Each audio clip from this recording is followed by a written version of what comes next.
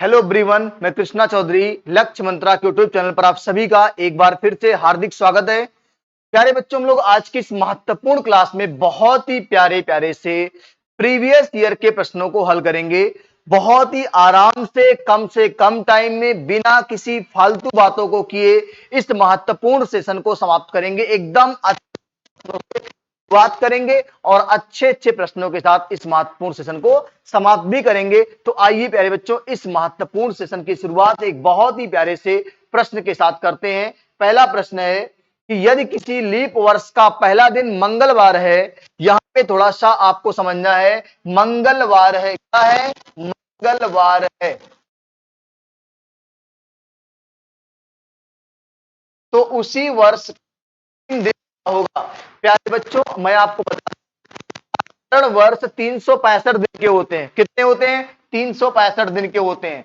और जो हमारा लीप वर्ष होता है वो 366 दिनों का होता है, क्योंकि फरवरी तो आपकी एक दिन एक्स्ट्रा होती है। यानी आपको जो दिन बताना है वो 365 के बाद यानी 366वां दिन बताना है। अब देखो, 365 में प्यारे बच्चों अगर हम 7 से भाग लगाएं, हफ्ते से भाग लगाएं, तो प्यारे बच्चों आएगा 7 पचे 35, एक बचेगा 8 दूनी 14, यानी 52 सप्ताह में, यानी जो 52 सप्ताह का आखिरी दिन होगा वो मंगलवार होगा। क्या होगा? हर 7 दिन पे दिन रिपीट होते हैं। जैसे मान लो 1 तारीख को अगर मंगलवार है तो 7 जोड़ेंगे तो 8 तारीख को फिर मंगलवार पड़ेगा। प्यारे बच्चों, बात समझ गए? तो 52 सप्ताह का दिन जो होगा वो होगा। और जो यहाँ पे एक बचा है प्यारे बच्चों, हाँ जोड़ देंगे, मंगलवार +1 कर आ जाएगा, बुधवार आ जाएगा। प्यारे बच्चों, ये आपका प्यारा सा आंसर है। यहां पे आप बुधवार इसको टिक कर लेंगे। ठीक है, चलिए अगले प्यारे प्रश्न पे आते हैं। प्यारे बच्चों, यहां से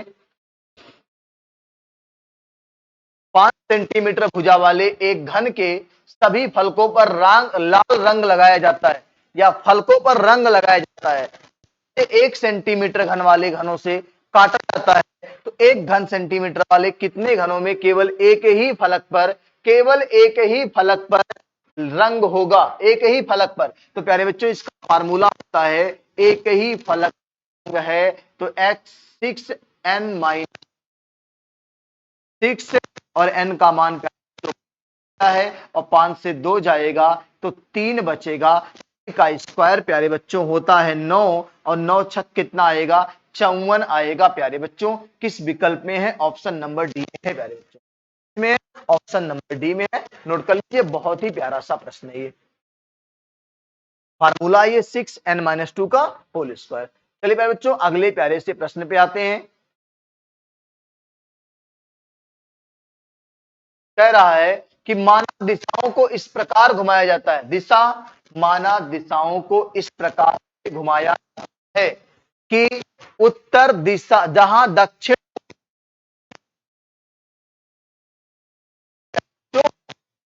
पूर्व दिशा है, उत्तर दिशा कह रहा है। ये दक्षिण पूर्व की जगह पे कौन आ रहा है? अगर उत्तर यहां से चल के यहां आएगा तो क्लॉकवाइज चल, क्लॉक से यहां तक 90 डिग्री, और ये 135 डिग्री चला। तो पश्चिम प्यारे बच्चों यहां है तो पश्चिम भी 45 डिग्री चलेगा, और 90 से 45 और 135 डिग्री चलेगा ना, तो ये आपका आएगा उत्तर पूर्व। प्यारे बच्चों, क्या आएगा? पश्चिम उत्तर पूर्व को कहलाएगा। ऑप्शन नंबर सी आपका। जो ये उत्तर दिशा है तो 35 डिग्री क्लॉकवाइज चल के तब दक्षिण पूर्व पे आई है, वैसे ही पश्चिम दिशा 135 डिग्री क्लॉकवाइज चल के यहां आएगी और ये उत्तर पूर्व कहलाएगी। ठीक है, चलिए अगले प्यारे से प्रश्न पे आते हैं।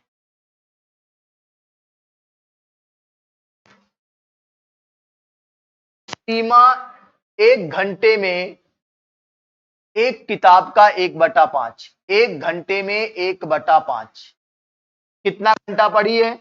2 सही 1/2 का मतलब 7/3, 2 3 और 7/3 प्यारे बच्चों पढ़ी 1/5, तो 7/3 घंटे में 1/5 गुणे 7/3 बच्चों 7/15। क्या आएगा? 7/15 आएगा। पूरी किताब प्यारे बच्चों होती है एक भिन्न, और 7/15 सीमा ने पढ़ लिया है। घटा लो, 15 में से 15 एक कम, 15 से 7 गया, 8/15, और ये आपका प्यारा सा आंसर है प्यारे बच्चों। ऑप्शन नंबर ए में आपको देखने को मिल जाएगा। बहुत प्यारे प्यारे प्रश्न है और आराम से आपको लग भी जाएंगे। चलिए अगले प्यारे से प्रश्न पे आते हैं प्यारे बच्चों। यहां से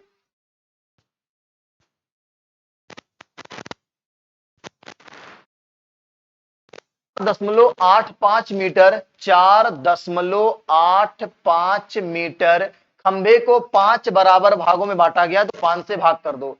तो प्रत्येक भाग की लंबाई 5 से भाग करोगे प्यारे बच्चों, तो 5 5 9 45, और बचेगा कितना? 3 5 7 35।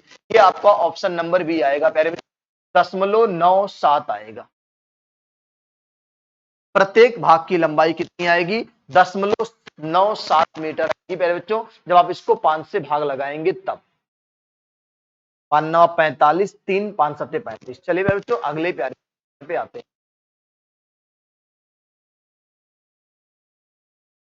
छोटी से छोटी संख्या जिसे 269 में जोड़ने पर पूर्ण वर्ग हो जाए, तो प्यारे बच्चों 269 का भाग विधि से वर्गमूल निकालना है। क्या करना है? भाग विधि से वर्गमूल, जोड़ा यहां से बनेगा, बन गया, पहले एक बार जाएगा, एक एक कम एक, कितना बचेगा? तो एक बचेगा। इसे वर्गमूल निकालते समय तो पहले दो, एक एक कम एक, एक बचा, दोनों अंक उठाएंगे, जितनी बार गया उतना लाके जोड़ेंगे, एक और एक, दो हो गया। अब ये कितनी बार जाएगा प्यारे बच्चों? आपको सोचना है कि अगर ये प्रॉपर 6 बार जा रहा है, कितनी बार जा रहा है? 6 बार जा रहा है, तो आप 7 बार जाइए। जोड़ने वाले सवाल आप प्यारे बच्चों ज्यादा लेंगे, क्या करेंगे? एक बार ज्यादा ले जाएंगे। 7 7 49 के 9, 14 और 4 18, आपको बता लेना।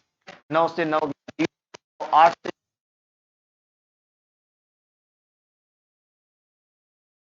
कह रहा है कि क्या जोड़ें ये पूर्ण वर्ग हो जाए, तो कहेंगे प्यारे बच्चों 20 जोड़ दीजिए सर, पूर्ण वर्ग हो जाएगा। कौन सा विकल्प है? Option number D. अब 269 में अगर 20 जोड़ेंगे तो कितना हो जाएगा? 289। क्या 17 का वर्ग नहीं है ना? लेकिन ये आपको नहीं चेक करना है, ये आपको बिल्कुल नहीं करना है। आपको बताना है कि क्या जोड़ें, तो आएगा 20। 20 भाग विधि से वर्गमूल निकालेंगे, जोड़ने वाले जितनी बार जाएगा उससे एक बार ज्यादा ले जाना है, हो जाएगा। चलिए मेरे बच्चों अगले प्यारे से प्रश्न पे आते हैं।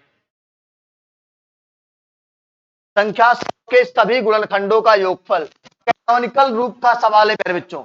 100 के कैनोनिकल रूप को प्यारे बच्चों कैसे हल करते हैं? 100 का कैनोनिकल रूप बनाएंगे 2 की पावर 2 और 5 की पावर 2। कैनोनिकल रूप होता किसी अभाज्य गुणनखंड के घात के रूप में लिखना संख्या का कैनोनिकल रूप कहलाता है प्यारे बच्चों। तो अब हम बात करेंगे 100 के कैनोनिकल रूप की, तो 100 बराबर होगा 2 की पावर 2 गुणे 2 प्यारे बच्चों।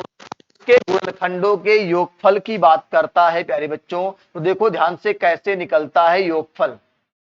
योगफल निकलेगा कि 2 की पावर 2, तो आप 2 की पावर 0 से शुरू करो और इसको जोड़ते हुए 2 की पावर 2 तक चलना है। अगला 5 की पावर 2 है, तो 5 की पावर 0 से शुरू करेंगे, 5 की पावर 1 और 5 की पावर 2 तक चलेंगे प्यारे बच्चों। एक होता है, इसका मान 2 और इसका मान 2 दूनी 4, अगले में इसका मान 1, इसका मान 5 और इसका मान 5 पचे 25, 4 2 6 और 1 7, और यहाँ 25 5 30 और 1 31, 7 त्रिक 21, 217 आएगा प्यारे बच्चों। कितना आएगा? 217 ऑप्शन नंबर बी में है। ये कैनोनिकल रूप में योगफल निकाला जाता है प्यारे बच्चों। प्यारे से प्रश्न आते हैं। समझ में आ रहा ना? बहुत एकदम फालतू बातें बिल्कुल नहीं कर रहे हैं, एकदम आपका टाइम बचाएंगे, डाटा बचेगा आपका, और चीजें आप बेहतर समझ में जाएंगे। देखिए शीला एवं शिल्पा के पास कुछ रुपए 5:3, 5:3 ये शीला है और ये शिल्पा है। शीला के पास यदि 400 रुपए है, शीला की वैल्यू जो 5 की वैल्यू है वो 400 है, 5 अट्ठे 40, एक की वैल्यू 80 आएगा, एक की वैल्यू है तो पहले एक 80 तो 3 की वैल्यू 80 तिया 240, कितना आएगा 240। इसमें 5 5 के कितने सिक्के बनेंगे 240 रुपए में 5 के प्यारे बच्चों, 5 चौक 20 और 5 अट्ठे 40, 48 सिक्का बनेगा प्यारे बच्चों। कितना बनेगा 48 सिक्का बनेगा। भाई 5 की वैल्यू 400 है ना, तो 5 अट्ठे 40 वैल्यू और 240 रुपया में 5 5 का सिक्का कितना बनेगा 48। तो शिल्पा के पास कितने सिक्के थे तो 48 थे। ठीक है, ये अगले प्यारे से प्रश्न पे आते हैं प्यारे बच्चों। मोहन ने अपनी मां से कहा कि उसके गुल्लक में 11,1111 रुपए जमा हो गए हैं, राशि कहाँ है तो प्यारे से 11,1100 और 11 ये मोहन के गुल्लक पे जमा है 11121। को समझ में आया कि नहीं आया? ये 11,1111 बच्चों 12,000 कहते हैं, नोट कर लीजिए। अगले प्यारे से प्रश्न पे आते हैं प्यारे बच्चों।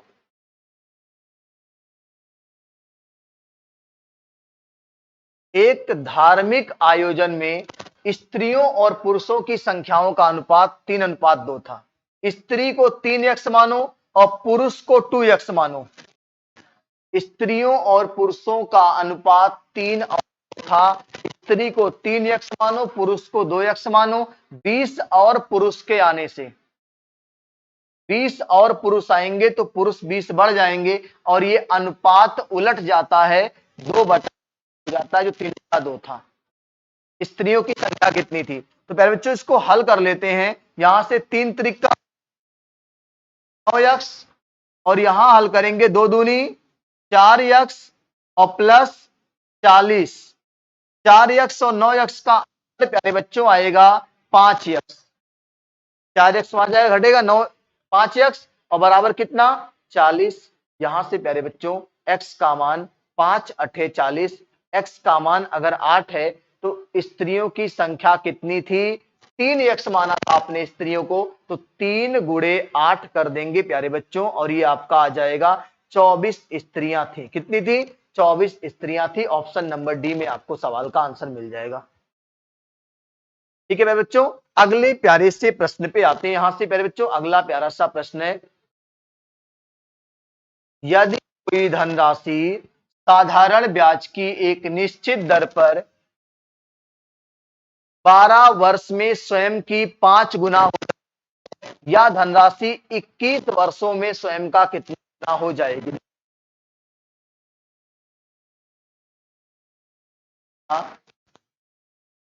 -1 बटे बराबर दूसरा गुना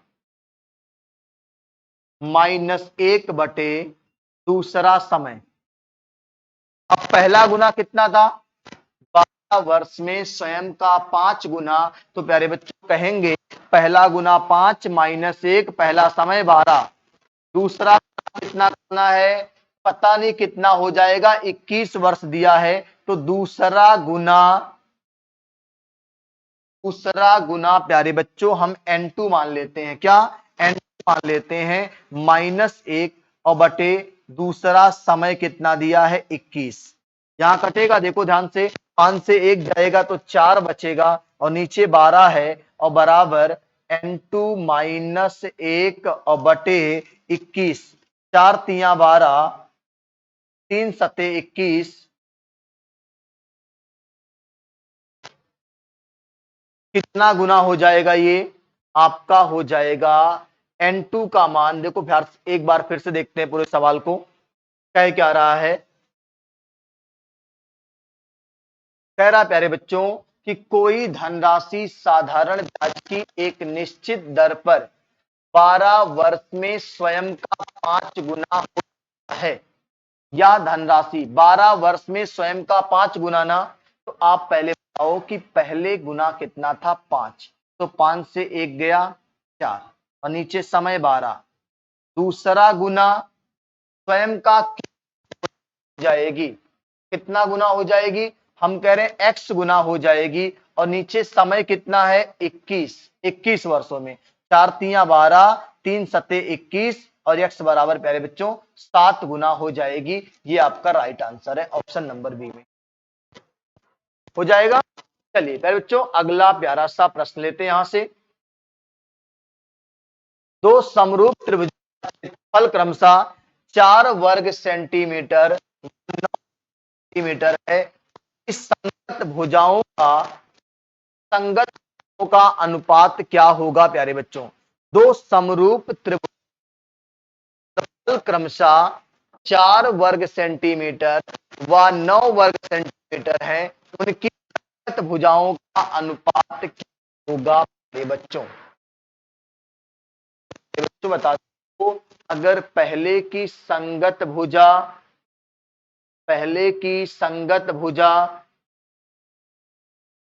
बटे दूसरे की संगत भुजा बराबर 4/9 क्षेत्र, ये जो आपका जो स्क्वायर होता है दोनों संगत भुजाओं, दोनों के संगत भुजा का जो वर्ग होता है वो उनके क्षेत्रफल के अनुपात में होता है। क्या होता है, पहले संगत भुजा का वर्ग दूसरे की संगत भुजा का वर्ग का जो अनुपात होता है वो उनके क्षेत्रफल का अनुपात होता है। अगर वर्गमूल पहले की संगत भुजा बटे दूसरे की संगत भुजा बराबर आएगा 2/3। कहां है प्यारे बच्चों, 2/3 ऑप्शन नंबर डी में है। ध्यान से मेरी बात सुनिए कि किसी समरूप त्रिभुज में त्रिभुज की संगत अनुपात दूसरे त्रिभुज की संगत भुजा का जो के क्षेत्रफल के अनुपात में होता है। बस यही कॉन्सेप्ट है, ठीक है। चलिए अगले प्यारे से प्रश्न पे आते हैं प्यारे बच्चों। दो शंकु के आयतन में 1:4 का अनुपात है। दो शंकु के आयतन में 1:4 का अनुपात है उनके व्यास में। प्यारे बच्चों शंकु का जो आयतन होता है वो होता है 1/3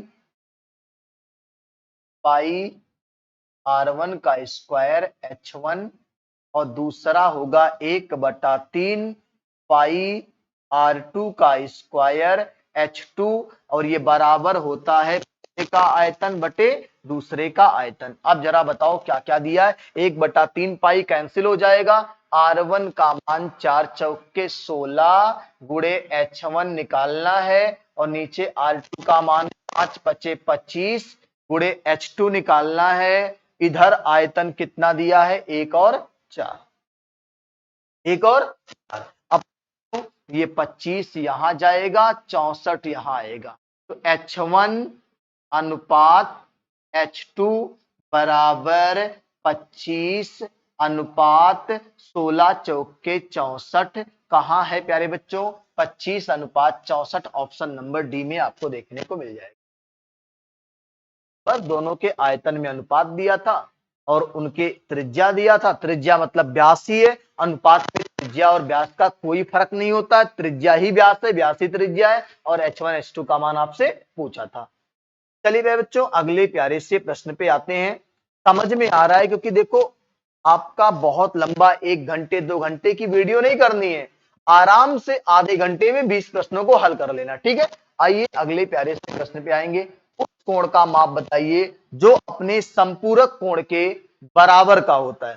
प्यारे बच्चों संपूरक कोण क्या होते हैं, दो ऐसे कोण जिनको जोड़ने पर 180 आ जाए, तो आप बता दो वो कोण कौन सा है। 90।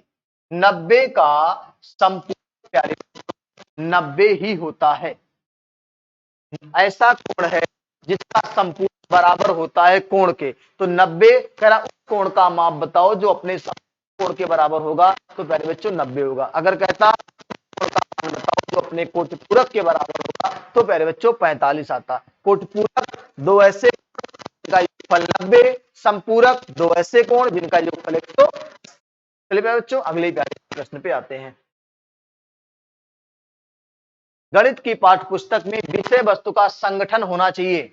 अध्यापक के अनुसार नहीं, अध्यापक के अनुसार नहीं, पाठ्यक्रम के अनुसार, विद्यार्थियों के अनुसार नहीं, इनमें से कोई नहीं। नहीं ऑप्शन नंबर बी, गणित की पाठ्य पुस्तक में विषय वस्तु का संगठन के अनुसार होना चाहिए। चलिए अगले प्यारे से प्रश्न पे आते हैं। ए, बी और सी की औसत आयु 10 वर्ष है। ए, बी और सी की औसत आयु प्यारे बच्चों, ए धन बी और धन सी बराबर 30। क्यों? क्योंकि प्यारे बच्चों योग बराबर होता है औसत गुणे संख्या, ये योग बराबर होता है। तो अगर औसत 10 है और ए बी सी 3 लोग हैं तो योग तो 30 ही आना है।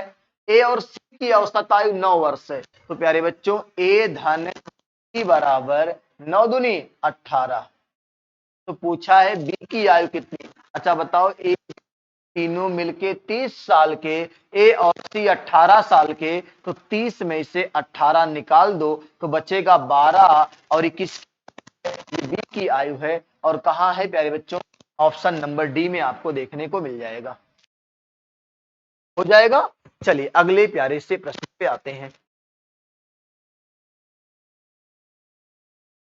ए और बी की आयु 6:5 के अनुपात में है। 6:5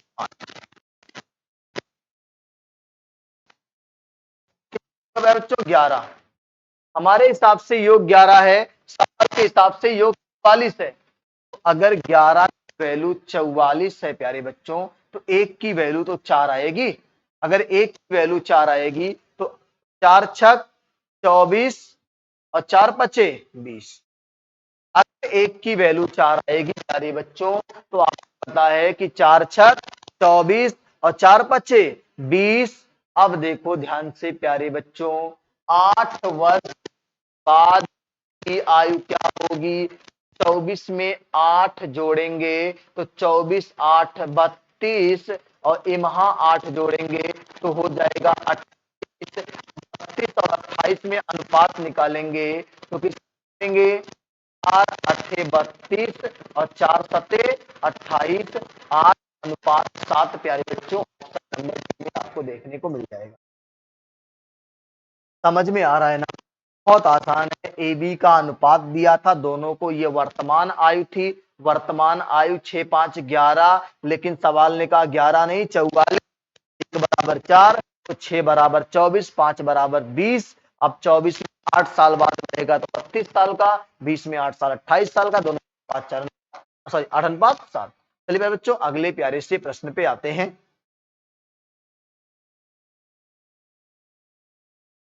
यदि किसी घन का पृष्ठ क्षेत्रफल 96 वर्ग सेंटीमीटर है। प्यारे बच्चों घन का पृष्ठ क्षेत्रफल स्क्वायर होता है। क्या होता है?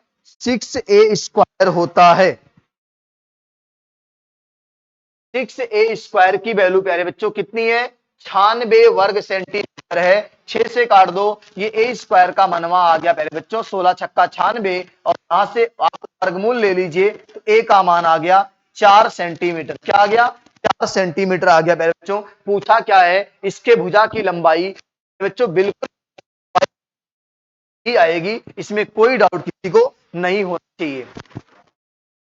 घन का क्षेत्रफल क्या होता है? 6a स्क्वायर होता है। चलिए अगले प्यारे से प्रश्न पे आते हैं। दो घन आयतनों का अनुपात। प्यारे बच्चों घन का आयतन होता है, मान लो B1, दूसरे का B2 और इसका आयतन जो होता है भुजा का क्यूब और इसका भी भुजा का क्यूब है।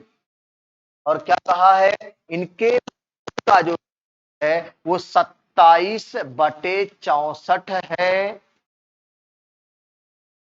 अब बता दो, अगर ई भुजा का क्यूब 27 है और ये भुजा का क्यूब 64 है तो इसका मतलब अगर आप वर्गमूल लेंगे तो घनमूल लेंगे तो A1/A2 बराबर ये 3 त्रिक का 9 त्रिक 27, 3 4 चौके 16 चौके 64 4।